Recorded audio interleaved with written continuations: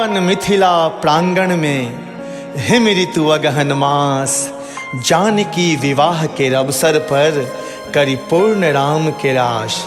शुभ घड़ी शुभ मुहूर्त पर योग लग्न ग्रहवार, मैथिली ल क आयल छी, जन जन करू स्वीकार, जन जन करू स्वीकार।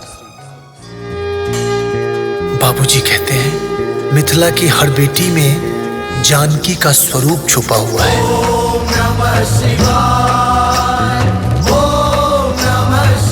मैथिली के बियाह यही लगन में हेतै। ई कौन तरीका छे बियाह के? मैं बाप और कन्या सब के संग जबरदस्ती खा गेली हमरा बेटा के टाइम।